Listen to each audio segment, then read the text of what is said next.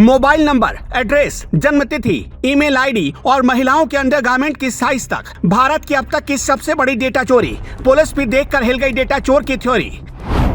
कश्मीर से कन्याकुमारी तक, यूपी से राजस्थान तक हर महिला का डेटा चुराया। देश में नहीं हुआ था इतना घिनौना काम, सरकार भी सुनकर हो गई हैरान।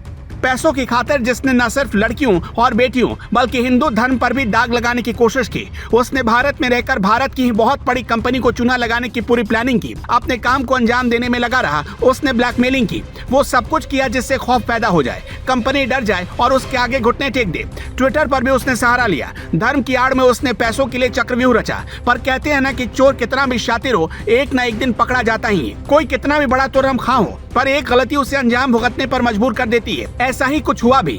भारत में इससे पहले इतनी बड़ी डेटा चोरी शायद नहीं हुई हो। लाखों बहन बेटियों का डेटा चुराया। खबर सुनकर आप माथा पकड़ लेंगे। आपने ऑनलाइन लेडीज अंडरगारमेंट बेचने वाली कंपनी जिवामी के बारे में जरूर सुना होगा। जिवामी को सबसे बड़ी सेंध लगाने का काम किया राजस्थान के उदयपुर के रहने वाले एक आम शख्स ने। आप जानना चाहते होंगे कि आखिर कौन है ये आपको बताएंगे, पर पहले सुनिए।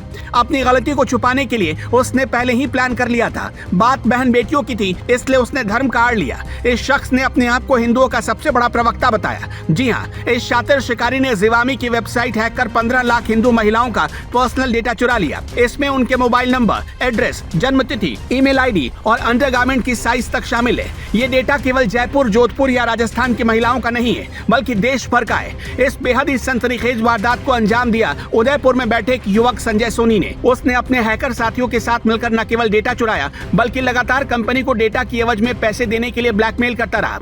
सबसे चौंकाने वाली बात यह है कि हैकर ने खुद इन डेटा के स्क्रीनशॉट ट्विटर पर डाले और दावा किया कि किसी ने भारतीय हिंदू महिलाओं के डेटा को चुराकर मुस्लिम कंट्री में बेच दिया। सोचिए इस बंदे का दिमाग। ट्वीट में यह हैकर हिंदू महिलाओं को सतर्क रहने की नसीहत दे रहा था, लेकिन इसी दौरान हैकर 2 गलतियां कर बैठा। सुराग मिलते ही राजस्थान के एसओजी ने हैकर को दबोच लिया। दरअसल साइबर हंट्स ट्विटर अकाउंट से इसने ट्वीट किए। इसने ऐसे ट्वीट किए जिससे लगा कि ये आरोपी नहीं है। इसने ट्वीट के साथ जो स्क्रीनशॉट शेयर किए उसमें भारत के लगभग हर बड़े शहर की महिलाओं के पर्सनल डेटा दिखाई दिए। ये पोस्ट ऐसी थी जिसने सभी को डरा दिया। हर कोई ये जानना चाहता था कि क्या वाकई ऑनलाइन शॉपिंग स्टोर, रेलवे और स्कूल कॉलेज की वेबसाइट से हिंदू महिलाओं का डेटा चोरी कर मुस्लिम कंट्रीज में बेचा जा रहा। संजय सोनी कुछ ऐसा ही दावा कर रहा था। सोचिए, इसमें आपकी भी बहन बेटियों का डेटा हो सकता है। पर पुलिस की जांच में सब शीशे की तरह साफ हो गया। कंपनी को 2 बार इसने अलग अलग मेल करके पैसे मांगे। पहली बार कंपनी ने ध्यान नहीं दिया, दूसरी बार कंपनी ने थाने में शिकायत कर दी। साइबर क्राइम वालों ने तफ्तीश की और ये धरा गया। 30 मई को संजय सोनी को अरेस्ट किया गया। एक जरूरी बात और जो कि पड़ताल में सामने आई है, और वो ये कि हैकर ग्रुप ने कंपनी को ब्लैकमेल कर $1500 भी वसूले। इसमें से करीब $1000 संजय सोनी के खाते में जमा हुए, बाकी $500 दूसरे आरोपी के खाते में जमा हुए।